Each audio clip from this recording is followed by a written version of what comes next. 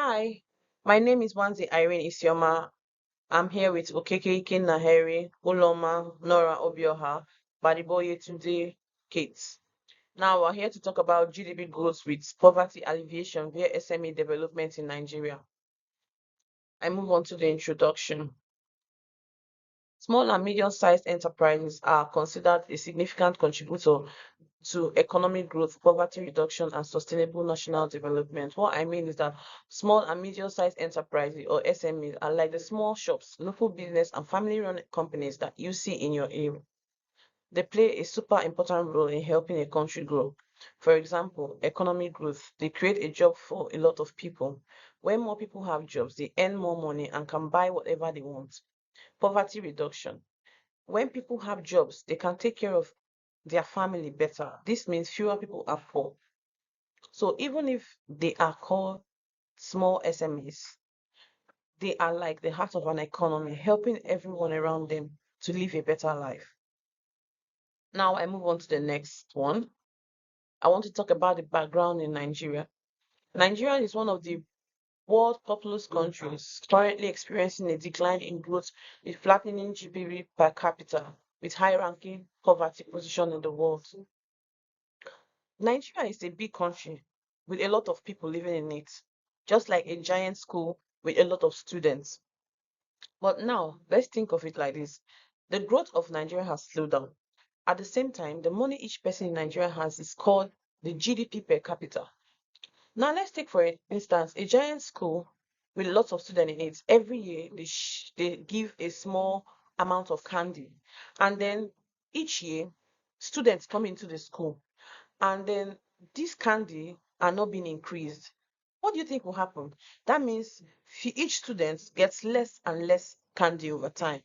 Because of this, many people in Nigeria don't have enough money or resources, which means they are living in poverty. Nigeria have a lot of people facing these problems. Now I move on to the next one, which is the infrastructural deficiency. Poor road network disrupts logistics, causes delay, and decline operational efficiency.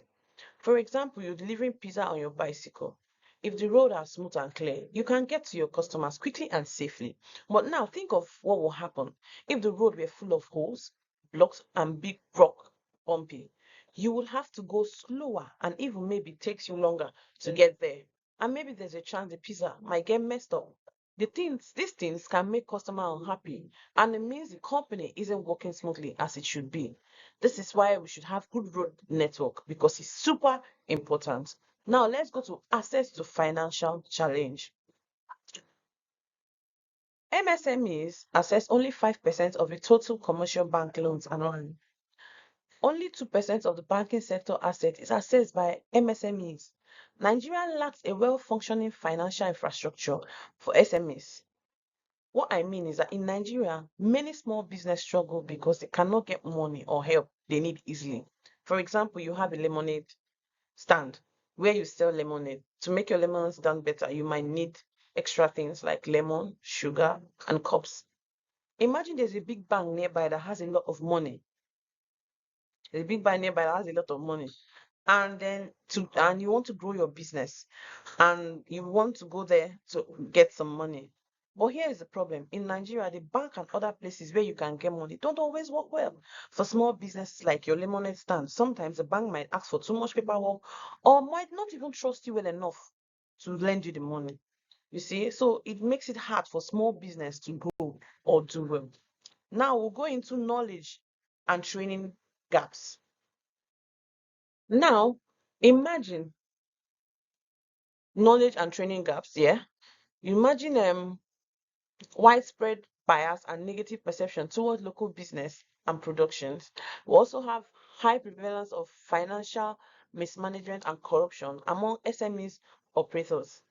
Now, imagine you have a lemonade stand. To make it successful, you need to know how much you should spend on sugar, lemon, and cups, and how much to charge your customers. Financial literacy is like knowing how to manage your money smartly so you don't spend too much or lose money. Now imagine you want to open a lemonade stand and add new flavors. You need to know how to grow your business without running out of money. Yes. You really need to. So now let's talk of entrepreneur capabilities. They are the skills that help you come up with new ideas to take smart risk and make your business bigger and better.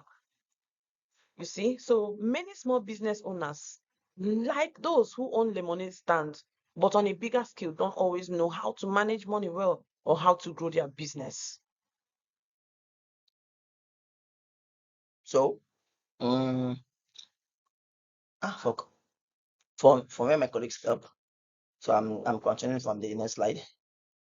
I'll be talking about the United Kingdom because we are comparing in three countries: the UK, the Rwanda, and the Singapore. So from the United Kingdom, from what I did my research on, they have 25% of the GDP comes from SME activities, and there are over 5.5 billion SMEs in the UK currently as of 2023. So the UK's system is just a robust system which helps in finance and is offering close to 8 billions to 95,000 SME. That was from 2022. So in the UK, crowdfunding and peer-to-peer financing for business has reached 6.2 billion pounds in total in 2021. So the supportive infrastructures in the UK, currently UK ranked ninth in the world logistic performance index, reflecting better transport system for SMEs. And access to the superfast broadband in the UK is at its peak with 96% household. And business supportive in the UK is more like 65% of SME in the UK, with over 24 billions in funding. We are still on the United Kingdom.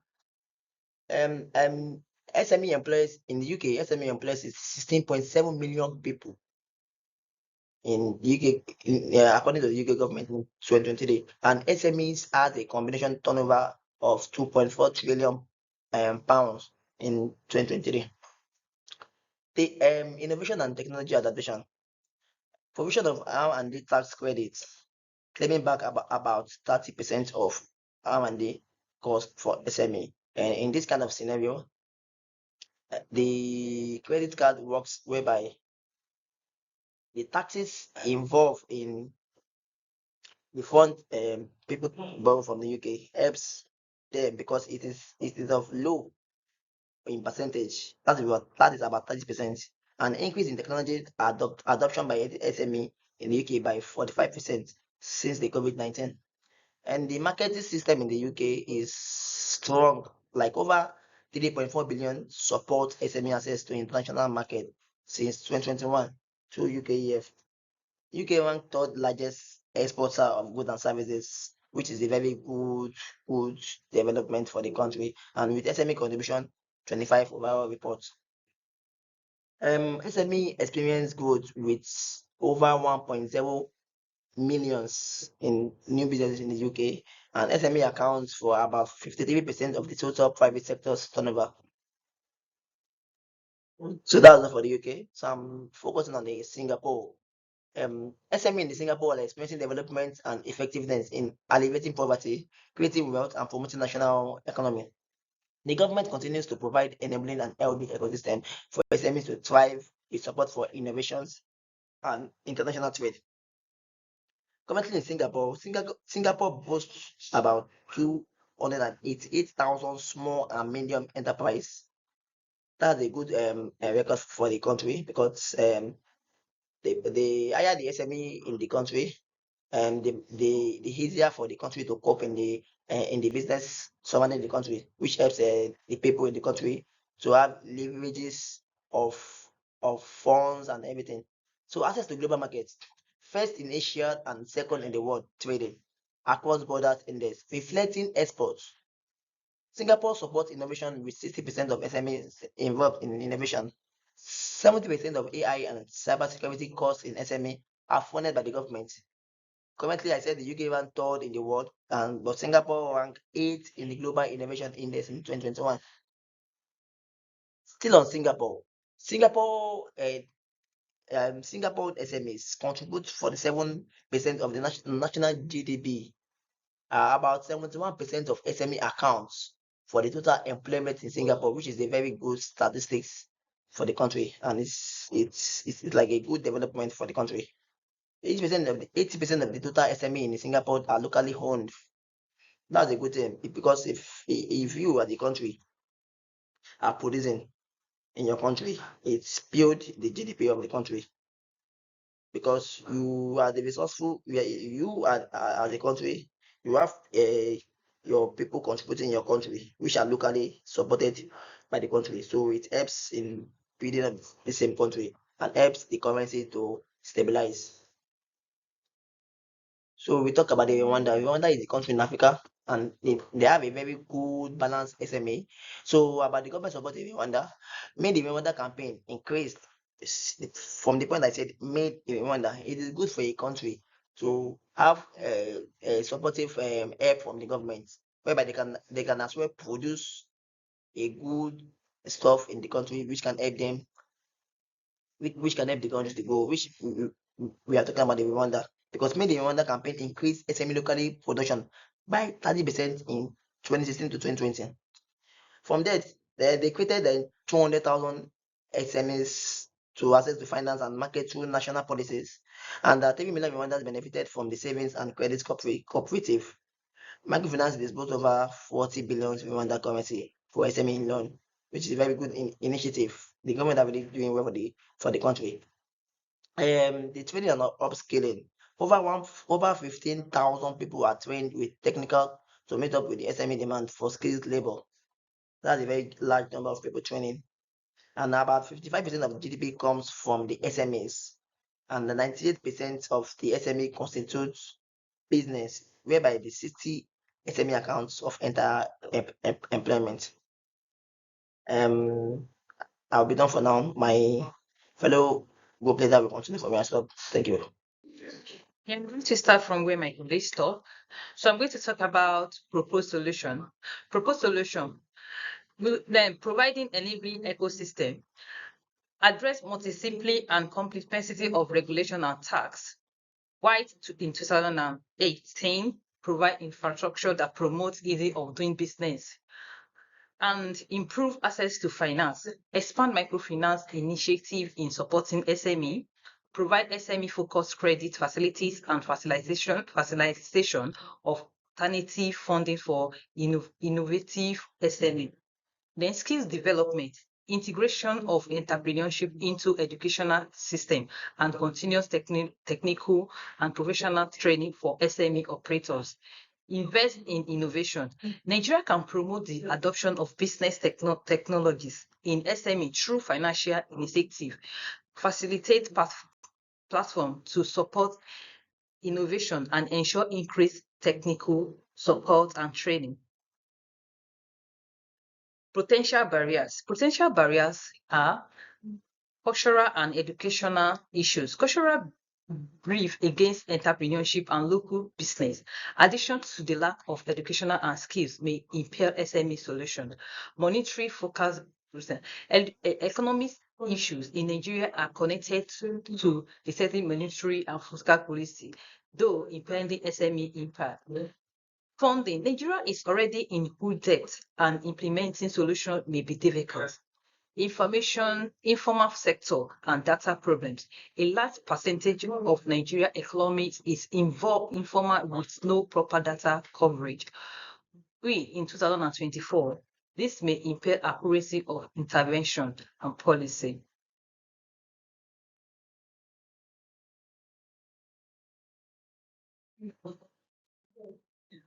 Then we're going to talk about implementation plan.